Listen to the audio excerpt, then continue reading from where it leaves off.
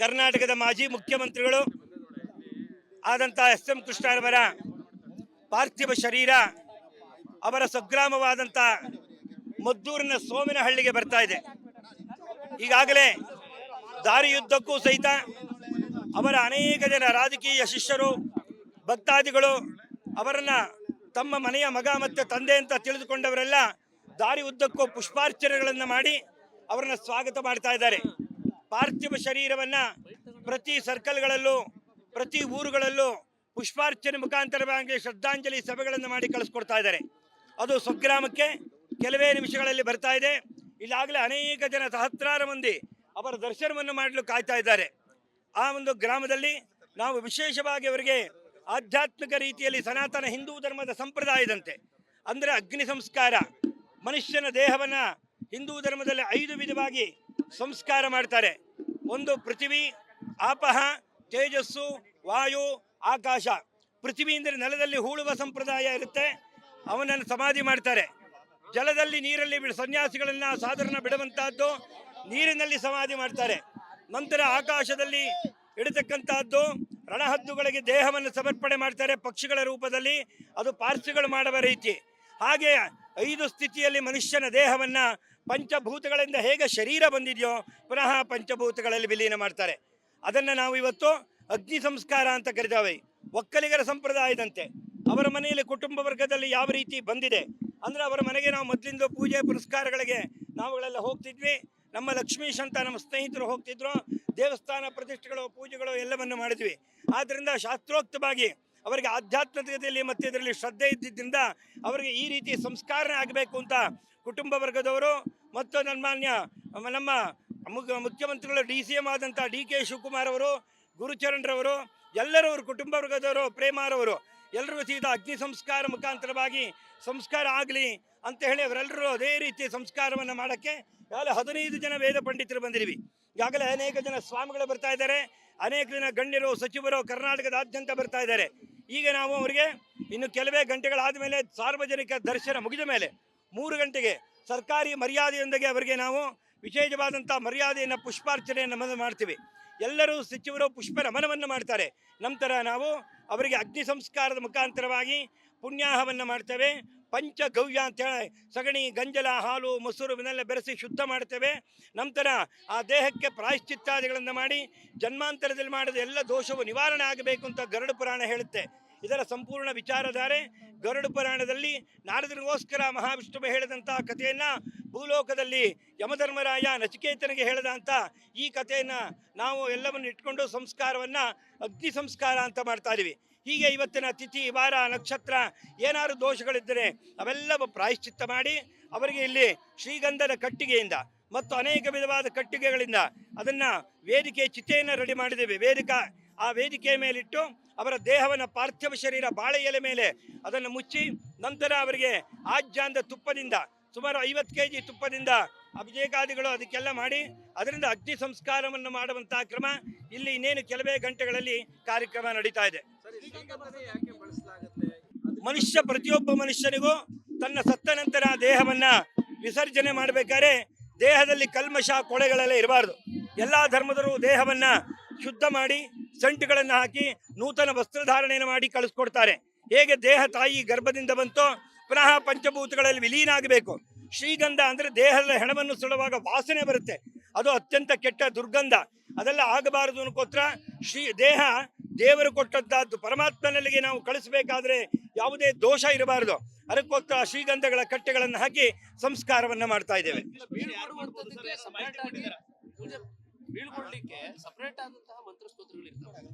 ಯಾವುದಕ್ಕೆ ಹೌದು, ಇದನ್ನ ಒಟ್ಟು ಮನುಷ್ಯನಿಗೆ 16 ಸಂಸ್ಕಾರ ಇದೆ. ತಂದೆ ತಾಯಿಗಳು ಬದುಕಿರುವಾಗ ನಮಗೆ ಜಾತಕರ್ಮ, ನಾಮಕರಣ, ಅನ್ನಪ್ರಾಶನ, ಚೌಲ, ಉಪನಯನಾದಿಗಳು ಎಲ್ಲವನ್ನು 15 ಸಂಸ್ಕಾರ ಅವರು ಮಾಡ್ತಾರೆ. ತಂದೆ ತಾಳು ಗತಿಸಿದ ನಂತರ ನಾವು ಅವರಿಗೆ ಮಾಡುವ ಸಂಸ್ಕಾರವೇ ಅದನ್ನು ಬೀಳ್ಕೊಡುಗೆ ಸಂಸ್ಕಾರ ಅಂದ್ರೆ ನೀವು ಅದನ್ನು ಸಂಸ್ಕೃತದಲ್ಲಿ ಔರ್ಧ ದೈಹಿಕ ಸಂಸ್ಕಾರ, ಅಪರಕರ್ಮ ಅಂತ ಕರೀತಾರೆ. ಅದನ್ನ ಮಾಡುವಂತಹ ಸಂಸ್ಕಾರ ಕ್ರಮದಲ್ಲೇ ಅದನ್ನು ಅವರ ಮಕ್ಕಳಾದವರು ಆಗ್ಬೋದು, ಅಣ್ಣನ ಮಗ ಆಗ್ಬೋದು, ಮಗಳ ಮಗ ಆಗ್ಬೋದು, ಅವರೆಲ್ಲರೂ ಸಹಿತ ಒಬ್ಬರ ಕರ್ತೃತ್ವವನ್ನು ಇಟ್ಕೊಂಡು ಕಾರ್ಯಕ್ರಮವನ್ನು ಮಾಡ್ತೇವೆ. ಅಗ್ನಿಸ್ಪರ್ಶ ಇಬ್ರು ಮಾಡ್ತಾ ಇದ್ದಾರೆ. ಅವರ ಮನೆಯಲ್ಲಿ ಆದಂತ ಗುರುಚರಣ್ ಅವರು ಇರ್ತಾರೆ, ಅವರ ಮೊಮ್ಮಗನು ಇರ್ತಾರೆ. ಇಬ್ರು ಕುಟುಂಬವರ್ಗಕ್ಕೆ ಜೀವನದಲ್ಲಿ ಸಿಗುವಂತ ಅವಕಾಶ ಒಂದೇ ಒಂದು ಸಲ ಆ ಸಂಸ್ಕಾರವನ್ನ ಮಾಡ್ತಾ ಇದ್ದಾರೆ. ಇಲ್ಲ, ಇಬ್ರು ಮಾಡ್ತಾ ಇದ್ದಾರೆ. ಹೌದೌದು, ಹೌದು ಮಾಡ್ತಾ ಇದ್ದಾರೆ. ಇಬ್ರು ಮಾಡ್ಬೋದು. ಈಗ ಅಣ್ಣ ತಮ್ಮ 5 ಜನ ಇರ್ತಾರೆ, ನೀವು ಒಬ್ಬರು ರೀಲ್ಸ್ ಮಾಡಕ್ಕಾಗತ್ತಾ? ಹಾಗೆ ಅವರು ಇಬ್ರು ಮಾಡ್ತಾ ಇದ್ದಾರೆ. ಕರ್ನಾಟಕದ ಮಾಜಿ ಮುಖ್ಯಮಂತ್ರಿಗಳು ಆದಂತ ಎಸ್.ಎಂ. ಕೃಷ್ಣರವರ ಪಾರ್ಥಿವ ಶರೀರ ಅವರ ಸ್ವಗ್ರಾಮವಾದಂತ ಮದ್ದೂರಿನ ಸೋಮಿನಹಳ್ಳಿಗೆ ಬರ್ತಾ ಇದೆ.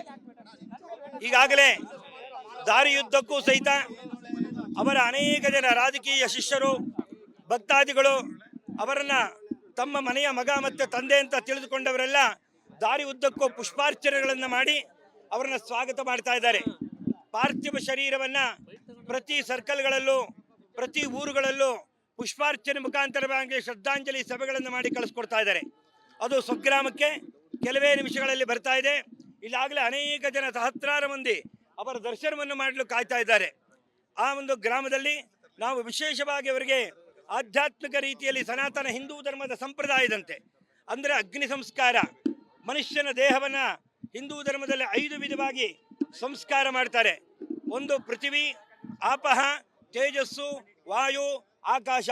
ಪೃಥ್ವಿ ಅಂದರೆ ನೆಲದಲ್ಲಿ ಹೂಳುವ ಸಂಪ್ರದಾಯ ಇರುತ್ತೆ, ಅವನನ್ನು ಸಮಾಧಿ ಮಾಡ್ತಾರೆ. ಜಲದಲ್ಲಿ, ನೀರಲ್ಲಿ ಸನ್ಯಾಸಿಗಳನ್ನ ಸಾಧರನ ಬಿಡುವಂತಹದ್ದು, ನೀರಿನಲ್ಲಿ ಸಮಾಧಿ ಮಾಡ್ತಾರೆ. ನಂತರ ಆಕಾಶದಲ್ಲಿ ಇಡತಕ್ಕಂತಹದ್ದು, ರಣಹದ್ದುಗಳಿಗೆ ದೇಹವನ್ನು ಸಮರ್ಪಣೆ ಮಾಡ್ತಾರೆ ಪಕ್ಷಿಗಳ ರೂಪದಲ್ಲಿ, ಅದು ಪಾರ್ಸಿಗಳು ಮಾಡುವ ರೀತಿ.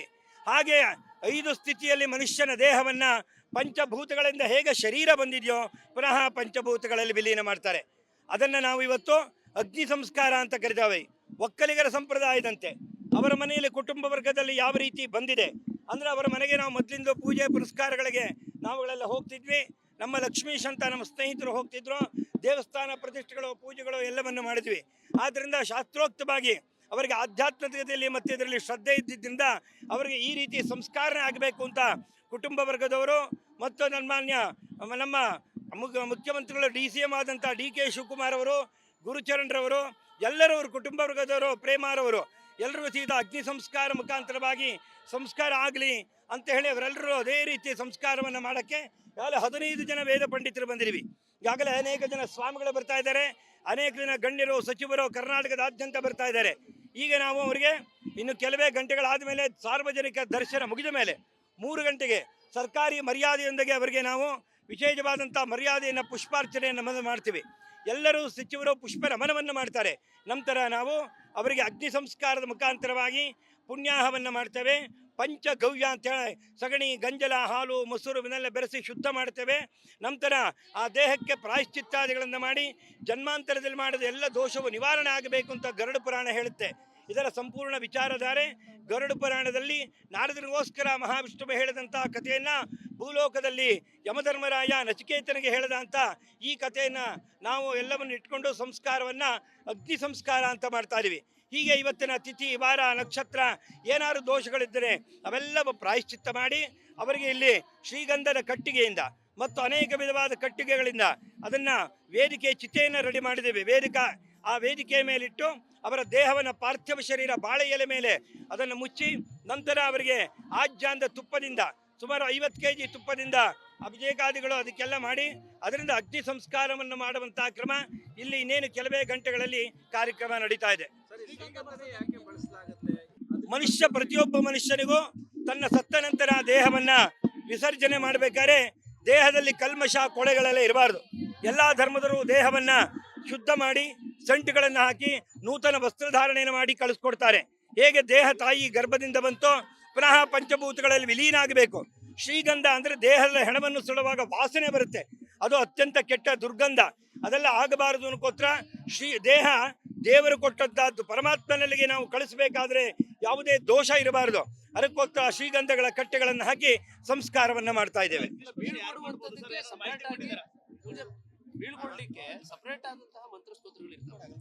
ಯಾವುದಕ್ಕೆ ಹೌದು, ಇದನ್ನ ಒಟ್ಟು ಮನುಷ್ಯನಿಗೆ 16 ಸಂಸ್ಕಾರ ಇದೆ.